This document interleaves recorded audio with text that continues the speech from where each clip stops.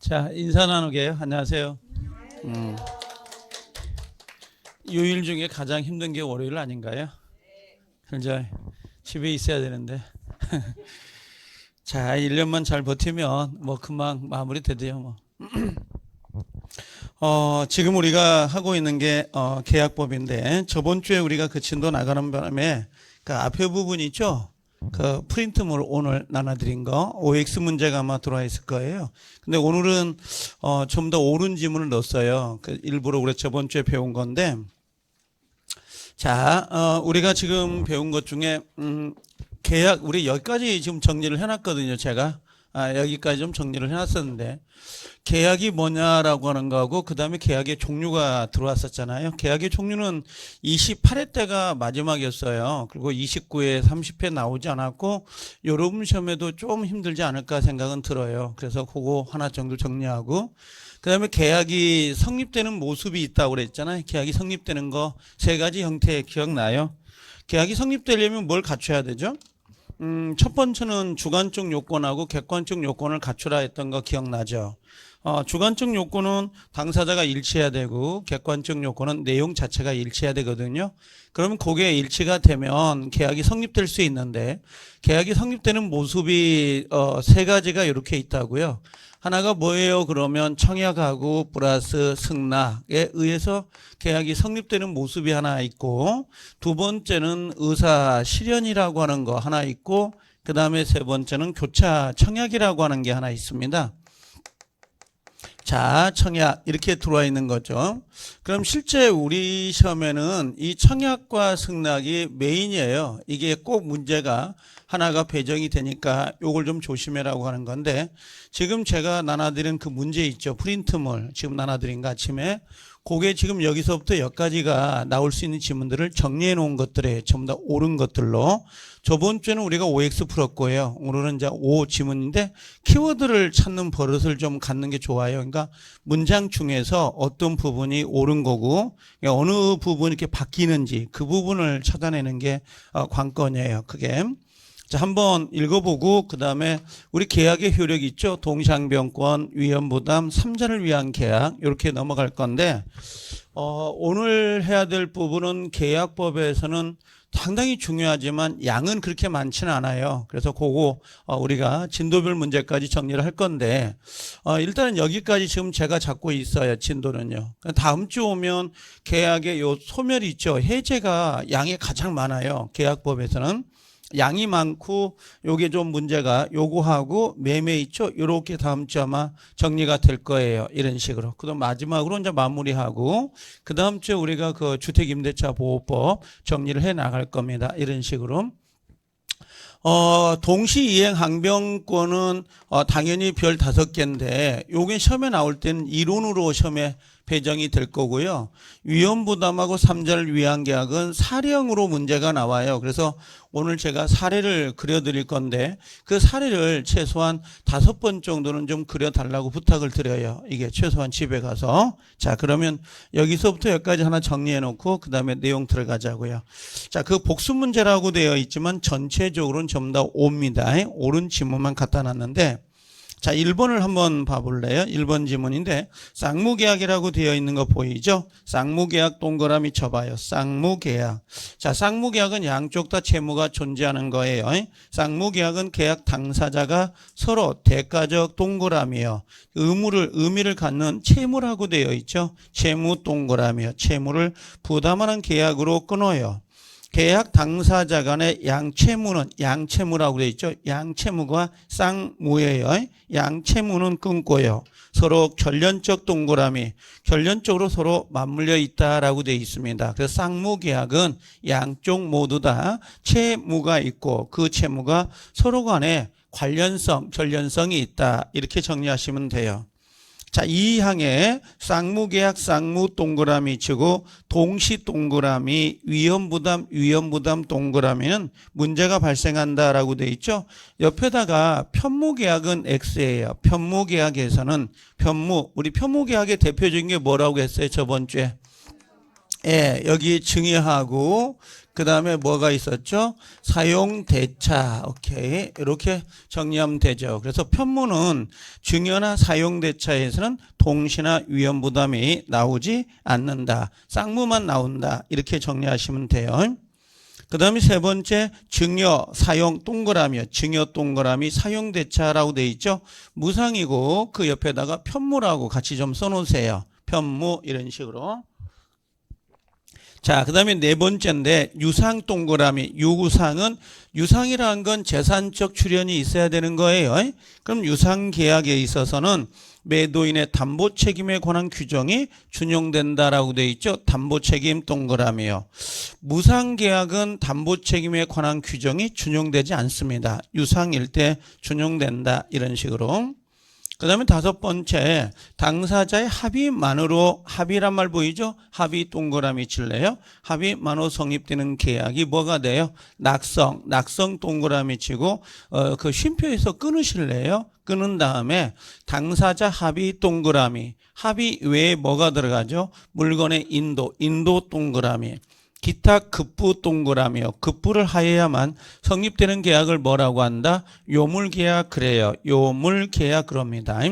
그러니까 낙성계약은 뭐만 있으면 되는 거예요? 합의만 있으면 되고 나머지는 뭐예요? 어떤 물건의 인도나 급부가 요한다면 요물계약 그러죠.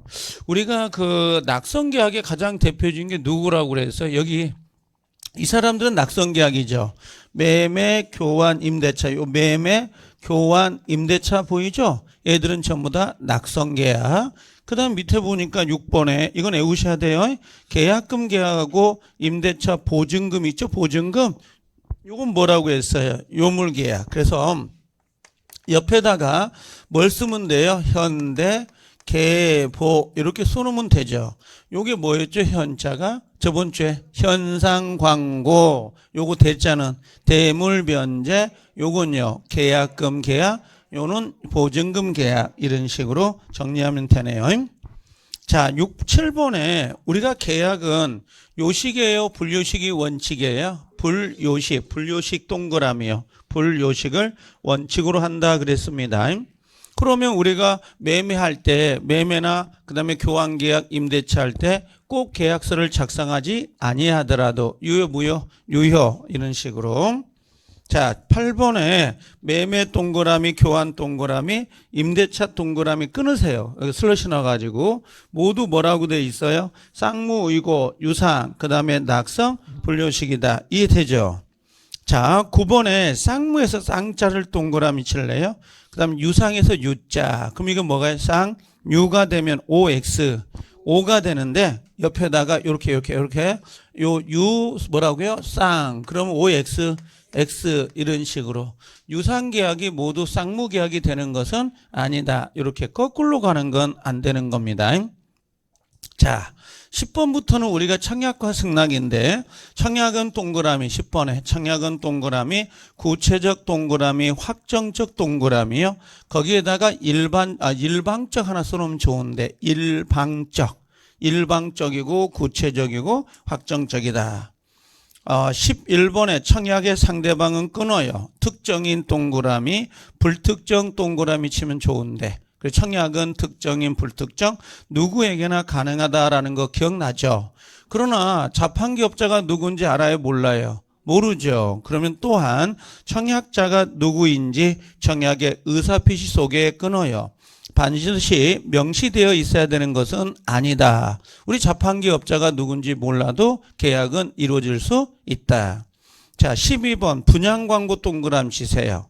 아파트 분양광고는 청약이에요? 청약의 유인이에요? 유인 동그라미 끊으세요. 다만 아파트 분양광고 중에 아파트 외형 재질 등과 같은 그 KCC 아니면 한샘, 백곰 했던 거 기억나요?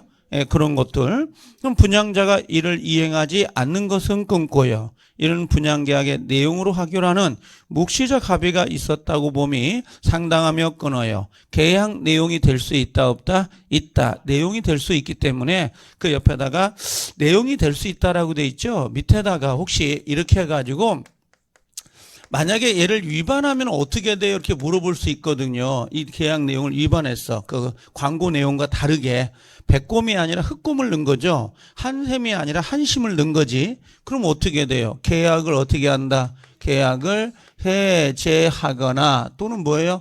손배를 청구할 수 있다 없다? 있다. 손해배상을 줄임말을 손배청 그러는 거예요.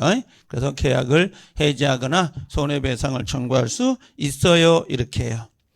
자, 13번 상대방이 도달 동그라미 도달할 때 청약의 효력이 발생하죠. 그럼 도달하면 옆에다가 나올 건데 13번하고 15번을 연결해 주면 좋은데 13번하고 15번을 연결해 볼래요? 자, 15번 먼저 읽을게요. 청약의 효력이 도달한 후 동그라미 도달한 후에는 끊어요. 청약자가 임무란 말 보이죠? 철회란 말 보여요? 세모 철회하지 못한다 끊어요. 그러나 청약자가 처음부터 철회권을 뭐하면 유보 동그라미 치고요. 밑에다가 동의가 있어도 가능해요. 그래서 유보나 동의가 있으면 철회할 수 있다. 원래 청약은 철회가 돼야 안 돼요. 안 되는 거야. 상대방의 불치기 손해가 될 수 있기 때문에 청약이 도달되면 철회할 수 없습니다. 이렇게 해야죠.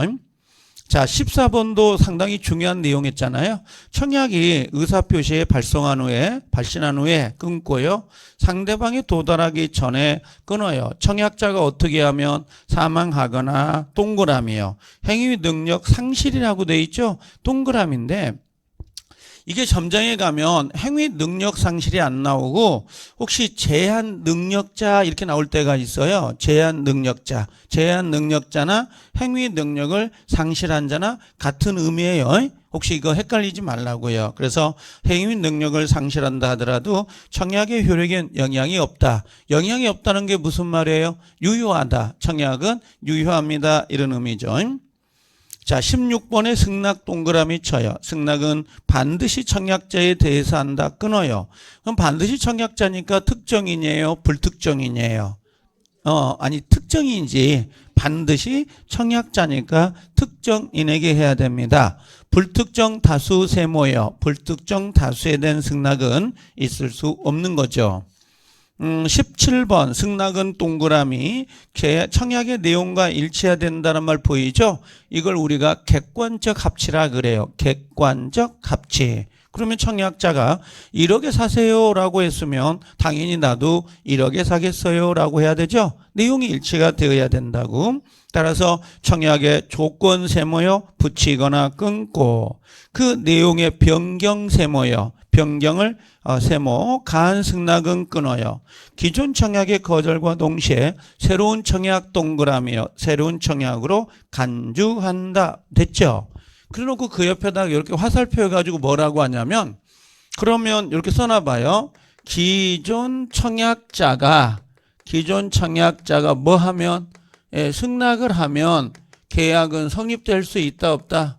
성립될 수 있다. 이렇게 써놔야 돼요. 그래서 예를 들면 1억에 사라고 갑이 그랬잖아요. 근데 을은 1억은 너무 비싸다. 8천이라고 이야기했다고. 그럼 새로운 청약이 들어간 거죠. 그럼 기존 청약자 갑이 그래 8천도 괜찮아 라고 이야기하면 계약은 이루어질 수 있다 없다? 있다. 근데 어떤 경우는 이 지문이 어떻게 바뀌냐면 기존 청약을 변경하거나 또는 조건을 붙이면 계약은 어떠한 경우도 성립되지 않는다 이렇게 나와요. 그럼 틀린 거야. 어떠한 경우도 성립되지 않는 게 아니라 기존 청약자가 뭐 하면요 승낙을 하면 계약은 성립될 수 있다 이렇게 들어가야 돼요. 알아듣죠? 그렇게 이거요 그대로 시험에 나와요. 10월 21일 날 알겠죠? 자, 기정사실이라고 보시면 돼요. 18번에 어디를 동그라미 쳐야 되는가 아셔요? 격지자 간의 격자, 그 다음에 승낙의 승자, 그 다음에 발신의 발자. 그래서 그 격승발 했던 거 기억나요? 꼭 체크하시라는 거. 자, 19번이 뭐냐면 요게 의사 실현에 의한 계약 성립이에요. 그래서 19번은 의사 실현에 의한 계약 성립. 유일하게 시험에 나올 수 있는 거. 청약자의 의사 표시나 관습에 의하여 끊고요. 승낙의 통지가 필요하지 아니한 경우 끊어요. 계약은 승낙의 의사 표시로 인정되는 사실이 있을 때란 말 보이죠? 그 밑에다가 인식 X, 안 때 X요. 그 자리가 인식할 때 또는 안 때 이런 글자가 나오면 틀려요.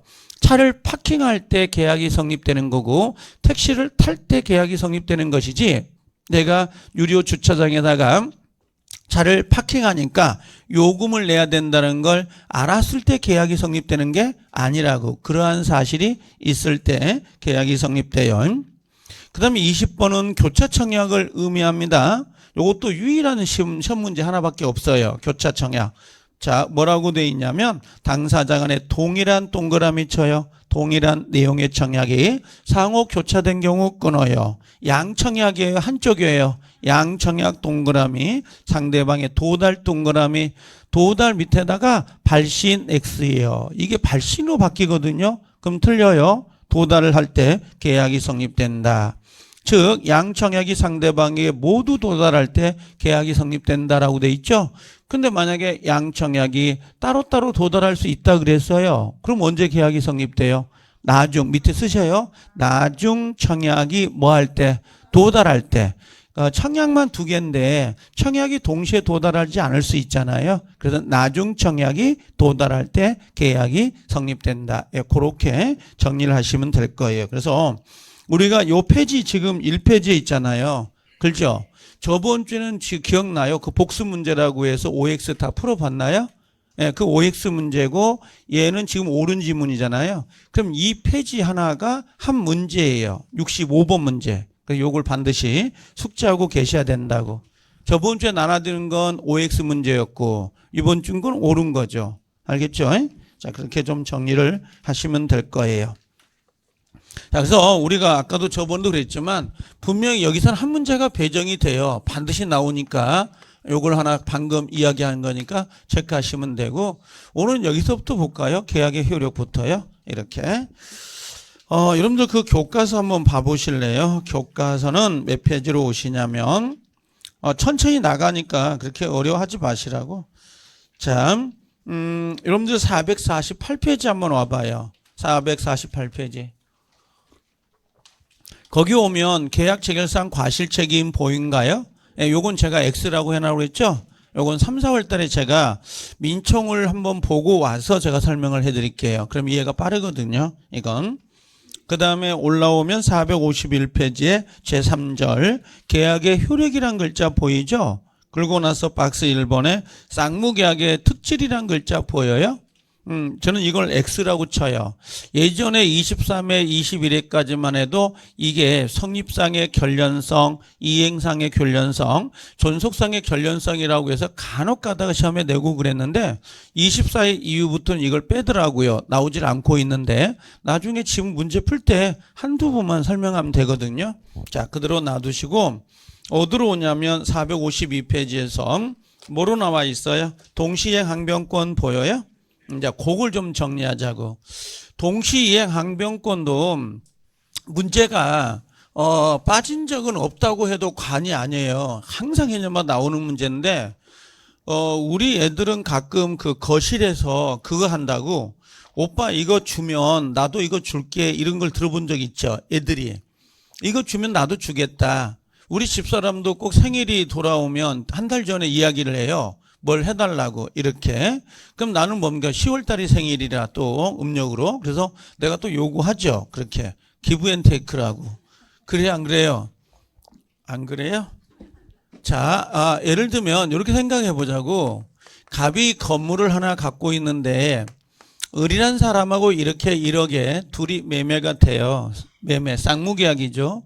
근데 이행 날짜가 6월 1일이 된다고. 그럼 6월 1일이 되면 당연히 갑의 채무가 뭐예요? 갑의 쌍무니까. 갑의 채무가 뭐예요? 당연히 요 재산권을 이전하는 게 채무잖아요.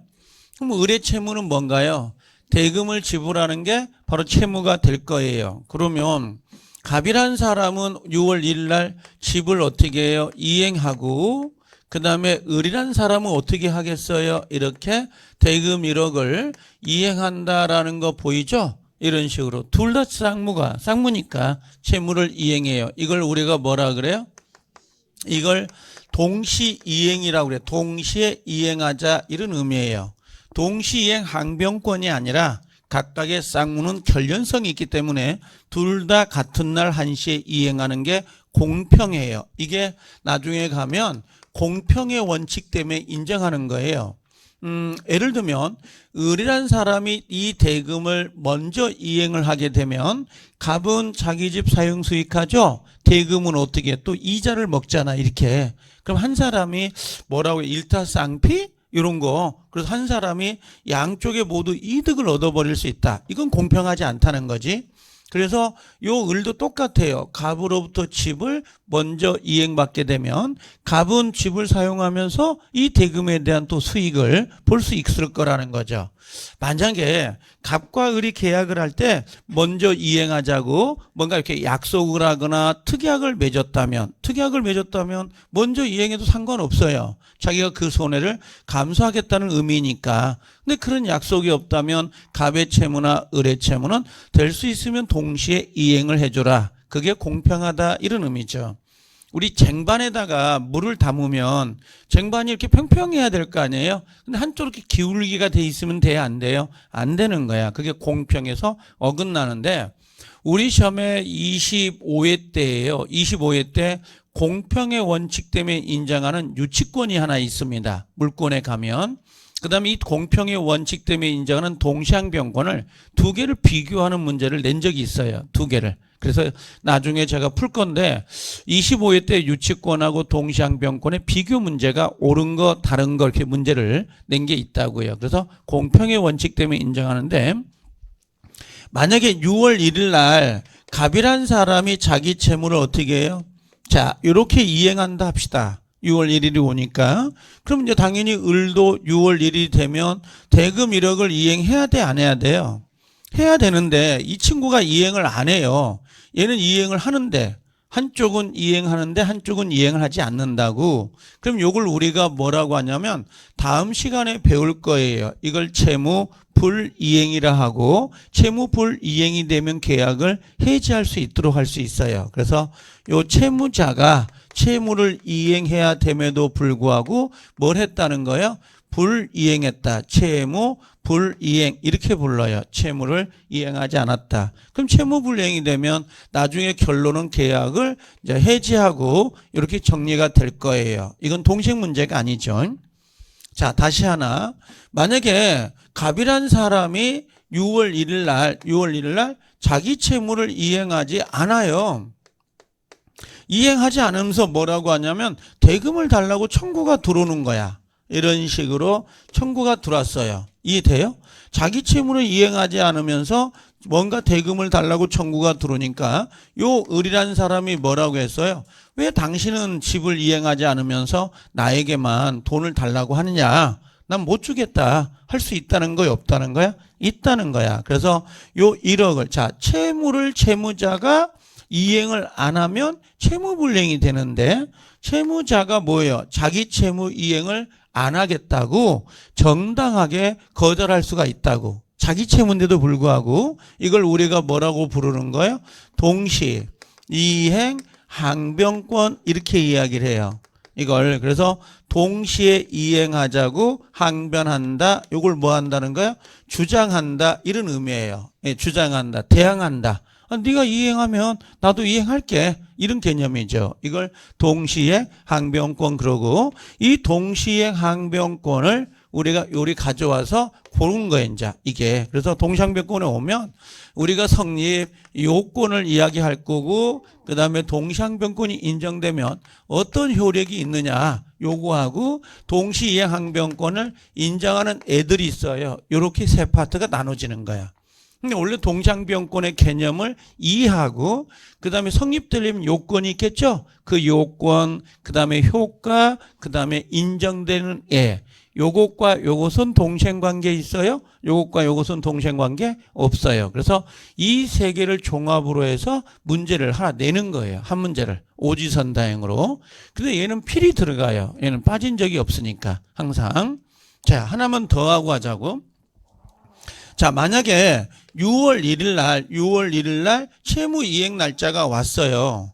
그래서 갑이라는 사람이 자기 채무를 이렇게 뭐 했다는 거야? 자, 이행을 했어요. 한 번 제공을 합니다. 자, 한 번 제공을 했는데 이 친구가 받아야 될 거 아니에요? 이게 채권자가. 근데 이 친구가 뭐 했다는가? 안 받는 거야. 이걸 우리가 뭐라고 하냐면 수령 지체했다. 이렇게 이야기를 해요. 수령을 안 받았다. 그러니까 얘가 화가 나겠죠. 지금 내가 소유권을 이전했으면 상대방도 대금을 주고 받아가면 끝나는데 얘가 안 받는 거야. 대금을 안 준다는 거잖아요. 그럼 이 친구는 뭐라고 하냐면 이 서류를, 등기 서류를 집에다 두고 와서 이걸 뭐라고 하냐면 계속 제공하지 않으면서 다시 청구가 이렇게 들어갔던 거야. 한번 제공했죠. 근데 얘가 수령을 안 했죠. 그리고 이걸 서류를 집에다 두고 등기 서류를 다시 뭔가 제공을 하지 않으면서 돈 달라고 청구가 들어온 거예요. 그럼 이 친구는 왜 당신은 집을 이행하지 않으면서 나에게 돈을 달라고 하느냐 이렇게 들어갈 거 아니에요. 그랬더니 갑이 하는 말이 나는 한 번 제공했다. 한 번 제공했으니까 네가 안 받았잖아. 이제 네가 먼저 이행을 해라 하고 들어간 거야. 이게 지금. 그랬더니 소송이 제기됐겠죠. 그랬더니 판사가 뭐라고 하냐면 아무리 한 번을 제공했다 하더라도 계속 제공하지 않는다면 이 상대방에는 뭐가 있다? 동시 이행 항변권을 인정한다 안 한다? 인정한다라는 판례가 떨어져요. 이게 그래서 나중에 가면 요거까지 해서 정리가 나중에 딱 완벽하게 될 거예요. 자, 동시 이행 항변권은 느낌은 알아요? 대충 뭐다라는 거. 그럼 동시항변권은 편무계약에서 나오겠어요? 쌍무에서 나오겠어요? 이건 쌍무에서 나오는 거야. 양쪽에 채무가 없으면 네가 네 채무를 이행할 때 나도 이행하겠다 이런 내용이니까 양쪽에 채무가 있어야 된다고요. 자, 그러면 우리 그 의의를 한번 봐볼까요? 자, 거기 교과서 452페이지 하단부에 의의 보이죠? 자, 쌍무계약, 쌍무를 동그라미 쳐봐요. 의에서. 쌍무계약의 당사자 일방은 끊고요. 상대방이 동그라미요. 상대방이 동그라미. 그 채무이행을 제공할 때까지 끊으세요. 제공할 때까지. 자기 채무이행을 거절할 수 있다, 없다? 있다. 이와 같은 이행 거절의 권능을 동시 동그라미 이행 항변권이라 한다. 이렇게 돼 있어요. 자, 그리고 네 번째 끝을 보면 뭐라고 돼 있냐면 공평의 이념의 반함으로란 말 보이죠? 예, 공평의 이념 동그라미 쳐요. 공평의 이념 때문에 인정하는 게 동시항변권이에요. 네가 이행하면 나도 이행하겠다 그런 개념이죠. 이런 식으로. 자, 접수는 됐어요? 예, 오케이. 자, 그렇게 정리하면 될 거고. 자, 올라가 볼게 이제. 거기 올라가면 453페이지에 큰 번호 2번에 성립요건이라는 글자 보인가요? 자, 그러면 요걸 책으로 보면 이게 잘 안 보여요. 그래서 시험에 나오는 지문 형태로 내가 잠깐 바꿔볼게요. 이걸. 첫 번째, 동시이행 항변권은 무조건 다 나오는 게 아니라 요게 전제 조건이 요거예요. 동일한 쌍무 계약이어야 돼요. 동일한 쌍무 계약이고 플러스 대가적 채무다라고 하는 거 있죠? 채무를 부담한다 이렇게 들어가요. 이런 식으로. 자, 그러면 여기서 동일한이라고 했잖아요. 동일한 쌍무계약 그랬거든요. 그럼 여기 보면 자, 갑의 채무가 뭐예요? 재산권 이전, 은의 채무는요. 대금 지급. 얘들이 무엇 때문에 나온 거죠? 요 계약이. 요게 매매죠? 요 매매라는 계약, 동일한 쌍무계약에 의해서 각각의 채무가 발생이 된 거라고. 아셨나요? 그럼 얘 채무는 이 계약이라는 동일한 계약에 의해서 나온 거죠. 그걸 우리가 뭐라 그래요? 동일한 쌍무 계약에 대가적 채무를 부담하고 있어야 된다. 그래야 나올 수 있는 거지. 이게 근데 여기서 문제가 생겼어요. 두 번째는 어떤 문제가 생기냐면, 자, 갑이란 사람의 뭐가 있냐면, 갑의 채무가 다른 계약에 의해서 채무가 발생이 된 거고, 요 을의 채무는 다른 계약, 즉 갑으로부터 돈을 빌려온 계약이었단 말이에요. 소비대차. 그러면 갑의 채무나 을의 채무를 갖고 있지만 서로 관련성이 있어요, 없어요? 없죠. 별개의 계약에 의해서 발생이 된 거니까. 그럼 별개의 계약은 동시항변권이 나올 수 있느냐? 이렇게 물었더니 안 된다는 거야. 왜? 전제 조건이 뭐니까? 동일한 쌍무계약이니까. 그래서 자, 별개 계약은 자, 이렇게 해서 동시가 나올 수 있다, 없다? 나올 수 없다. 요게 원칙이에요. 별개 계약은 동시가 나올 수 없는데, 이게 소송이 제기돼서 판결이 하나 나왔는데, 그게 어떤 거냐면, 만약에 별개 계약이더라도 당사자가 뭐 한다면, 약속, 특약이 존재한다면 뭐가 돼요? 동시항변권이 나올 수 있다, 없다? 있다라고 판결이 떨어져요. 그리고 요걸 우리 시험에다가 기출을 시켜가지고 냈어요. 이 지문을 기출시킵니다. 그래서 자, 별개 계약은 동시가 나올 순 없지만 뭐가 있으면, 특약이 있으면 나올 수 있다. 이런 식으로 정리하시면 될 거예요. 자, 그래서 정리를 하나 해주셔야 되는데, 거기 우리 한번 봐볼까요? 자, 양가로 1번의 성립 요건에서 양채무가 이렇게 돼 있죠? 양채무가 끊고요. 서로 대가적 동그라미 있죠. 제목에서 대가적 의미를 가지고 있을 거 이렇게 나옵니다. 자, 동그라미 1번에 보니까요. 각 당사자가 채무를 부담하더라도 끊어요. 그 채무가 별개 세모요. 별개 세모. 별개 원인으로부터 생기거나 끊어요. 동일 계약으로부터 생긴다 하더라도 끊어요. 대가적 의미를 가지지 않을 때에는 끊고 그 항변권은 성립되지 않는다. 끊으시고요. 판례도 당사자 쌍방이 각각 별개 세모요. 별개 약정으로 상대방에 대해서 채무를 지게 된 경우에도 끊어요. 자, 그래 놓고 바로 밑으로 볼 거예요. 바로 밑에 내놓으면 끝털이 특약한 사실이 없다면 보인가요? 가로. 특약한 사실이 없대요. 약속한 사실이 없다면 끝털이 굵은색 동시이행 항변권이 생긴다고 볼 수 없다. 그럼 뭐야? 별개 계약은 동시에가 안 나오죠? 그럼 특약이 없으면 나올 수가 없는 거죠. 그럼 손바닥을 뒤집어 봐요. 그럼 뭐라는 거야? 특약이 있으면 나올 수 있다. 이런 논리라고. 알아들어요? 자, 그래서 요걸 압축하면 요게 두 개야, 지문이. 동일한 쌍무계약이 된다. 별개 계약은 나와, 안 나와? 안 나와. 근데 뭐가 있으면 특약을 하면 나온다. 특약, 약속을 하면.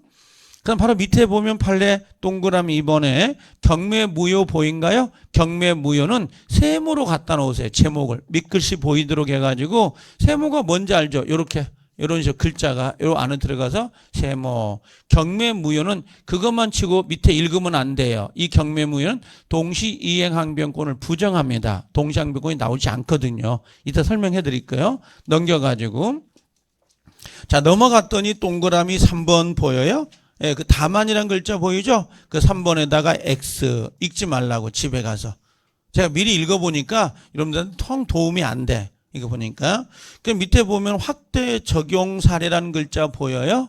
지금 우리 교과서는 여기 작게 갖다 놨잖아요. 이게 뭐냐면 무엇과 무엇은 동시항변권 있는데 이렇게 물어보는 거야. 우리 시험범위 내에서 이것과 이것은 동시행관계예요. 여러분들 자 이거 봐볼래요? 매매는 동시행관계인가요? 아닌가요? 동시행관계지. 얘 채무하고 얘 채무. 그렇죠? 여러분들 혹시 임대차 알죠? 임대차가 끝나면 임대차가 종료되면 동시행관계에 있는데 임대인, 집주인은 뭘 돌려줘야 돼요? 집주인은 보증금 돌려줘야지. 그 다음에 임차인은 뭐 돌려줘야 돼요?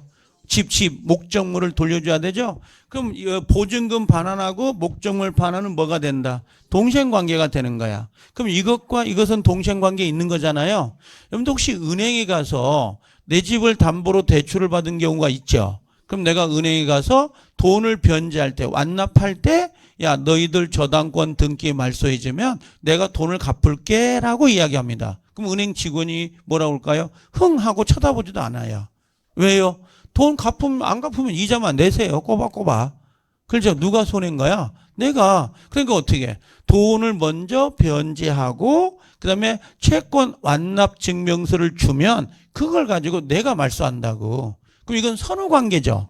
변제가 먼저, 그다음에 뭐야? 저당권 말소가 후 이행관계라고. 이건 동생관계가 아니거든. 그럼 어떤 놈과 어떤 놈은 동생관계가 있고 어떤 놈과 어떤 놈은 동생관계가 없잖아요. 그게 우리 머릿속에 최소한 30개 이상은 외워야 돼요. 근데 이게 머리가 쥐내리는 거야, 이게. 정말 못 외워. 이거 우리 교과서는 지금 몇 개 안 되잖아요. 딸랑해요. 꼬박 몇 개 안 돼, 이거. 그렇죠? 이걸 외워야 된다고. 나중에 가면 놔두고 있다 외우자고. 동그라미 밑에 4번 보인가요? 예, 거기다 옆에다 별 표시 하나. 자, 당사자가 변경되더라도 끊어요. 채무가 동일성을 유지한 상태로 변경되었다면 끊고요. 거기 예컨대 보이죠? 상속 동그라미, 채권 양도 동그라미, 채무 인수. 이게 더 중요해요. 예컨대가 더 중요합니다. 자, 동상변고는 뭐라고 돼 있어요? 존속된다. 다만 경계세모예요. 경계세모는 이루어지면 동일성이 상실되기 때문에 동상변권이 소멸된다 그랬는데, 자, 한번 봐볼래요? 자, 아버지가 매매 대상이잖아요. 아버님이. 근데 아버님이 돌아가실 수 있어요, 없어요? 있죠. 불행이죠. 이분이 돌아가셨어. 그럼 이분이 돌아가시면 이 계약은 무효일까? 아니면 무효되지 않을까? 무효되지 않는다고. 그렇죠? 그럼 이걸 누가 승계를 받겠어요? 상속인. 상속인은 포괄 승계예요. 포대기로 쌓아가지고 싹 승계 받는다고. 아버지 거를. 이걸 포괄 승계인 누가? 아들, 상속자가 대신 계약을 유지하겠죠? 그럼 아버지가 가지고 있던 동상변권을 아들내미도 행사할 수 있다, 없다? 있다. 이 친구한테 칩을 줘야 나도 돈을 주지. 이렇게 들어갈 수 있다는 거지. 알겠죠? 그래서 이걸 정리해보면 세 번째는 당사자가 변경이 됐다라고 했어요. 그럼 당사자 변경이 누구냐면 대표적으로 채권을 예를 들면 양도를 했습니다. 그럼 채권을 양도하는 거 봐봐요. 여기. 자, 이 사람이 지금 무슨 채권을 갖고 있죠? 갑은 생각을 할 줄 알아야 돼요. 외우지 말고. 이거 외우려고 하면 시간이 너무 많이 걸린다고. 자, 이 친구는 무슨 채권을 갖고 있어? 대금 채권. 채무는 뭘 갖고 있는가? 채무는 재산권 이전 의무를 갖고 있잖아. 그럼 이 친구가 대금 채권, 매매대금 1억을 받을 채권을 누구한테 양도했냐면 병한테 양도한 거지. 야, 병, 네가 받아. 나 대신 네가 받아. 이런 거죠. 채권이 양도됐죠. 그럼 얘가 돈 달라고 할 거 아니야. 그렇죠. 그럼 얘는 뭐라고 그래? 야, 나 아직 집 못 받았어. 집 받아야 너한테 돈 줄 거 아니야. 하고 동신을 주장할 수 있다는 거야. 그래서 채권이 뭐라고요? 양도가 되거나, 채권이 양도가 되거나, 또는 뭐예요? 채무가 인수가 되더라도, 대신 누군가 갚아준다 하더라도, 또는 상속은 동시가 나올 수 있다, 없다? 있다는 거지. 근데 요건 안 돼. 채권 양도, 채무 인수, 경계는, 상속은 안 되는데, 경계가 나올 때가 있어요. 경계는 안 돼요. 동시가. 경계는 계약 내용을 완전히 바꾸는 거예요. 자, 예를 들면, 자, 첫 번째 계약이 있었을 거 아니에요. 첫째 계약이 있었다고? 그럼 여기 동시가 있었을 거 아니야? 근데 이 계약 내용을 바꾸는 거야. 두 번째 계약은. 알겠나요? 원래 술 사주기로 했는데 너무 바쁜 거야. 술 대신에 집으로 바꾼 거 아니죠? 아이고, 큰일 날 뻔했네. 아유, 큰일 날 뻔했어요. 술 대신 집값 나가면 안 되잖아요. 술 대신 밥 사주기로 한 거지. 계약 내용이 바뀌었죠. 그게 경계라고. 근데 경계, 둘째 계약이 나온 거지. 새로운 계약이 나왔는데 첫 번째 붙어 있는 이 동상변권을 두 번째 계약에다 붙여서 사용할 수는 없다는 거야. 이것과 이건 완전히 별개 계약이니까. 알아들어요? 그래서 첫째 계약에 붙어 있는 내용이 경계가 돼서 새로운 계약을 만들었을 때 첫 번째 붙어 있는 동상변권을 끄집어다가 사용할 수 없어요. 라는 게 경계는 동시가 나온다, 안 나온다? 안 나온다는 거야. 이게. 경계는 안 나와요. 이런 개념이라고. 알아들어요? 근데 우리가 경계하면 문제를 맞힐까 못 맞힐까? 맞춰. 이게 홀로 나오면. 근데 우리 시험은 채권 양도, 채무 인수 여기다 경계를 넣어요. 경계, 상속은 동일성이 유지되는 한 동상변권이 존속된다. 이렇게 물어본다는 거야. 알겠나요? 요즘은 문제가 좀 퀄리티가 있게 된다니까. 그렇죠? 예전에는 뭐라고 써, 뭐 크리스마스 날 케이크 사면 그 산타 할아버지만 올라가 있지만 요즘은 뭐예요? 눈도 뿌려져 있다고, 눈도. 뭔가 이렇게 치장을 하는 것처럼. 그래서 자, 채권, 양도, 채무, 인수, 상속, 경계는 동시에가 나올 수 있다 없다? 없어. 경계가 들어가면 안 된다고. 또 하나 이렇게 나와요. 채권이 여기 이 조사를 넣어요. 여기다가 이자를 넣어. 이렇게. 채권이 양도되더라도 동일성이 유지되는 한 동시가 나온다. 그럼 맞죠? 근데 이 조사 하나 들어가고 빼고 따라서 완전히 문장이 달리 보여요. 띄어쓰기를 하기 때문에. 자, 무슨 말이냐면 채권이 양도된 경우 이렇게 나온다니까 지문이. 그럼 지금 띄어썼죠? 우리는 계속 여기가 채권 양도 하다가 조사를 넣어서 띄어쓰기를 하게 되면 이게 달리 안 보인다니까. 얘처럼 안 보인다니까. 그래가지고 착각해서 넘어가는 경우가 있다. 그래서 문장을 여러분 통해서 동그라미 쳐야 된다고, 그것들을. 자, 나만 느끼는 감정인지 모르겠는데 나중에 여러분들 가면 시험장에 하면 그런 느낌을 받을 때가 있다니까요. 의외로. 채권 양도했는데 시험장에 채권이 양도된 경우 이렇게 나오면 뭔가 박자가 안 맞아요. 엇박자가 나서. 그렇게 보여요. 그게. 되게 경험이야. 그게. 알겠죠? 자, 그래서 4번은 우리 기출시험이 됐기 때문에 요것은 좀 조심을 해야 될 필요가 있죠. 자, 그 다음에 2번에 올라가 볼게요. 상대방의 채무가 뭐라고 했어요? 변적이 동그라미 쳐요. 자, 그래 놓고 봐볼래요? 자, 이게 네 번째 요건인데, 만약에 갑이란 사람과 을이라는 사람이 채무를 이행할 때 한날 한시에 이행하는 게 공평하다 그랬잖아요. 예를 들면 갑의 재산권 이전은 6월 1일 날 이행하기로 약속을 했고, 대금 있죠? 대금도 언제예요? 6월 1일 날 이행하기로 약속을 한 거지, 지금. 이해가 되죠? 그럼 여긴 동상변권이 나올 수 있다, 없다? 있다. 같은 변제 날짜니까. 근데 만약에 요 을이라는 사람이 대금을 이행할 때 여기 중간에 중도금이라는 걸 내야 된다고 합시다. 그럼 이건 뭐라고 그래? 선이행 관계라. 선이행 의무자. 먼저 이행해야 될 채무자. 그러면 이 친구가 중도금을 들고 가면 요 갑은 채무가 있어요, 없어요? 없죠. 갑의 채무가 없잖아. 그럼 뭔가를 동시에 주장하자고 할 수는 없는 거 아니야.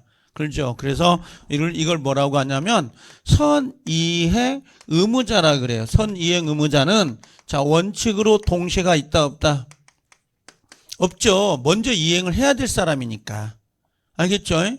동시라는 건 무엇과 무엇을 같이 이행하자고 하는 건데 얘는 지금 동시를 주장할 수 없어요. 상대방의 채무가 없기 때문에 얘가 먼저 이행해야 되는 거니까. 날짜가 같으면 동시를 주장할 수 있지. 얘도 채무가 있으니까. 이런 식으로. 근데 예외적으로 선이행 의무자이더라도 동시가 나오는 게 두 가지가 있다고. 예외로. 첫 번째는 어떤 거냐면 봐봐요. 지금 이 친구가 중도금 지급 날짜가 됐잖아요. 그럼 중도금을 줘야 되는데 돈이 없는 거야.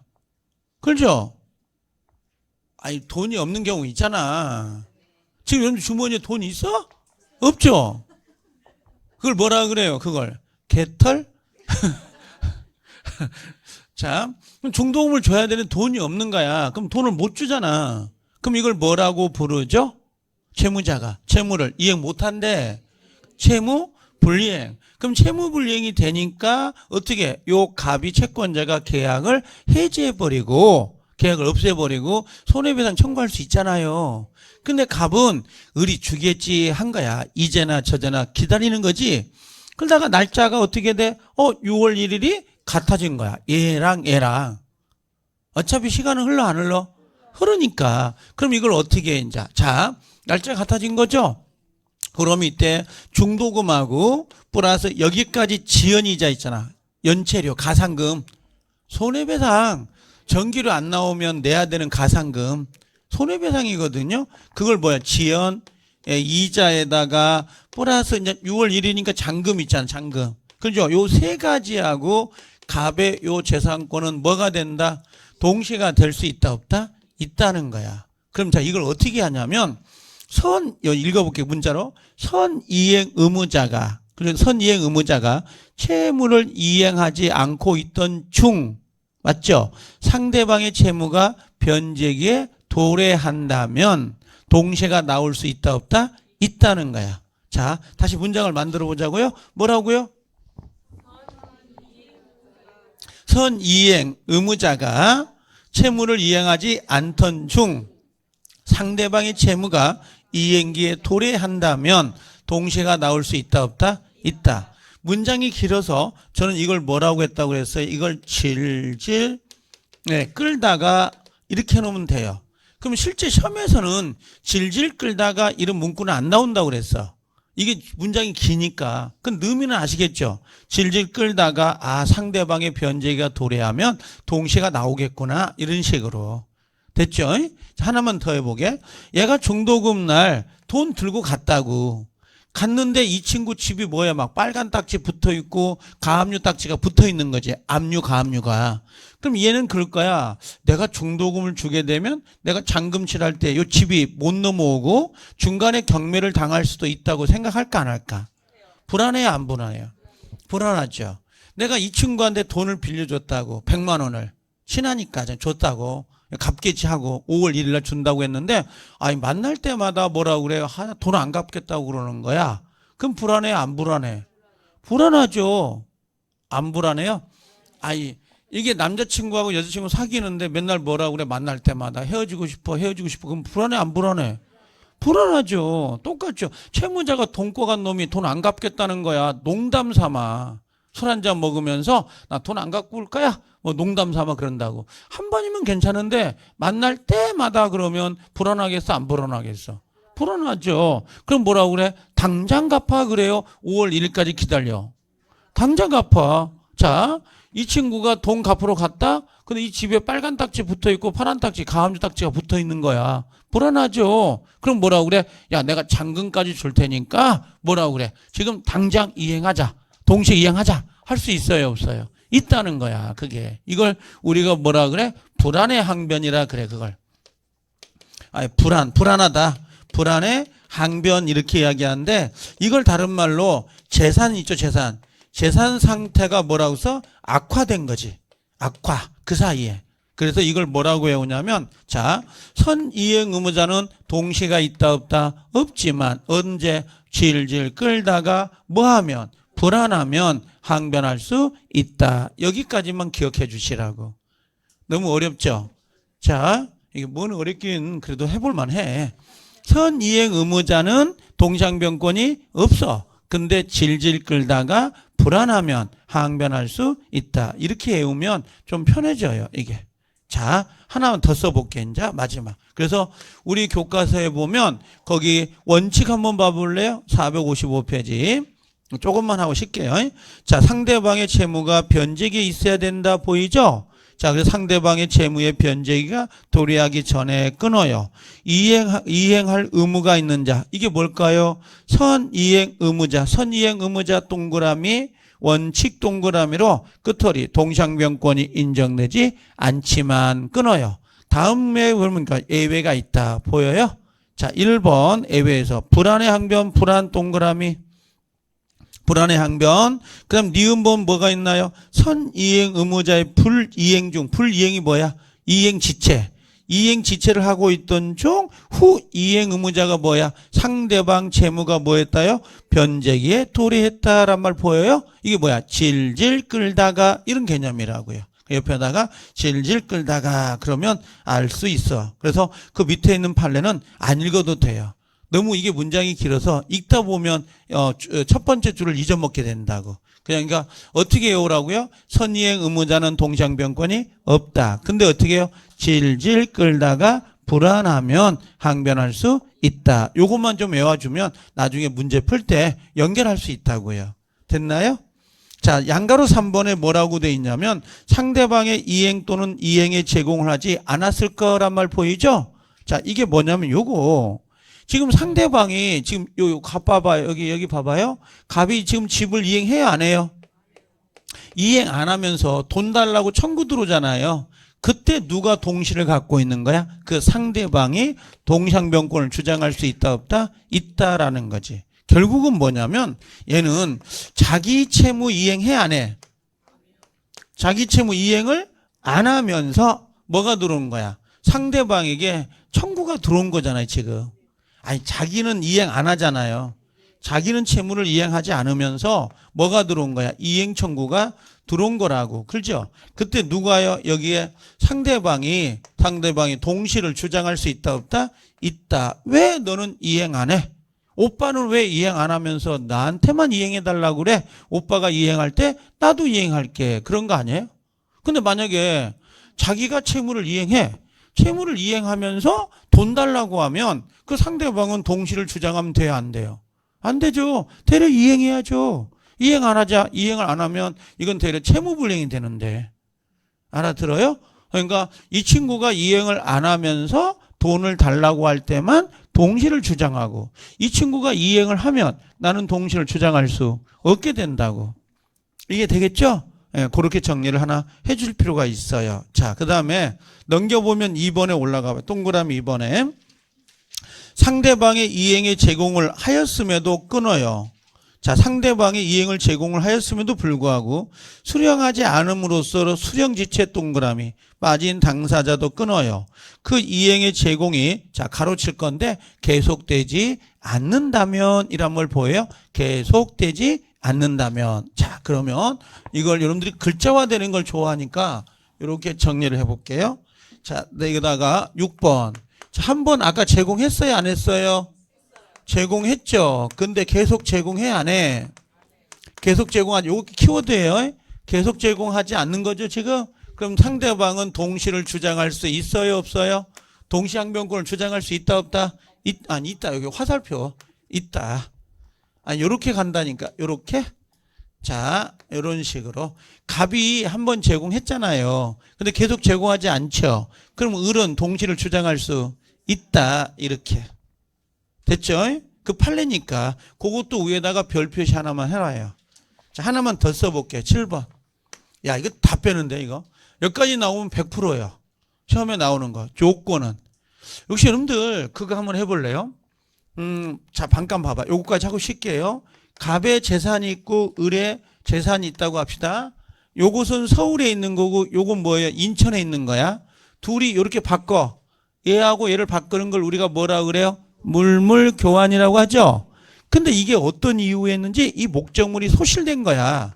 소실되면 뭐가 나오냐면 손해배상이 나온 거지. 이런 식으로. 이해돼요? 그럼 채무가 불이행되는 바람에 손해배상 채무로 바뀌었죠. 그럼 이 손해배상과 요 집은 동시행관계가 될 수 있겠냐고 물어봐요. 이것도 돼요. 그래서 뭐라고 쓰냐면 여기다가, 자, 요게 포인트야. 손해배상으로 바뀌어도 이런 글자가 나와요. 채무가 불이행되면서 손해배상으로 바뀌어도 동시가 나올 수 있다, 없다? 있다. 지금은 다 이해 못해요. 기초라도. 내가 기초라고 하지만 실제 계약법은 기초와 기본까지 같이 하는 거예요. 거의 7, 80%를 다 하는 거예요, 지금. 이게 그 정도 여유가 많지 않기 때문에 나중에 가면 밀리거든요, 이게. 분명히 밀립니다. 그러니까 맨날 처음에 시작할 때 민법 총칙은 천천히 나가. 그러다 보면 나중에 물권, 계약법 나가면 쪼들려가지고 시간이 부족해서 확 끝내버려. 이게. 근데 지금 우린 12월 달에 시간에 여유가 있을 때 민총 물권보다는 계약에다 치중을 많이 해야 돼요. 어차피 3, 4월, 5, 6월 달에 계속 밀리거든, 계약법이. 뭐 어차피 1, 2월 달, 3, 4월 갔다 면 어디만 할까, 이제. 민총 물권에 치중을 하다 보면 계약법은 확 끝내잖아요. 지금이라도 하나 잡아놓고 동영상이 올라가면 동영상을 5번 보라는 거지, 지금 이걸. 그럼 이해가 되고 더 쉽게 남는다고요. 자, 요건 동시가 나올 수 있다, 없다? 있다. 이 글자가 나오면. 요게 판례거든요. 한번 나중에 보게 될 거예요. 그래서 성립 요건은 이 정도만 정리해도 돼요. 7가지. 그러면 얼추 시험에 나올 수 있는 게 다 나온 거예요, 이제. 요거 이제 이렇게 정리했으니까 놔두고 이제 뭘 볼 거냐면 효과 있죠, 효과. 자, 효과를 하나 정리할 거고, 그 다음에 뭐야? 우리 인정해. 요거 정리하고 진도별 문제 풀고, 위원부들 한번 넘어갈 거예요. 자, 좀 쉬었다 오자고, 이제.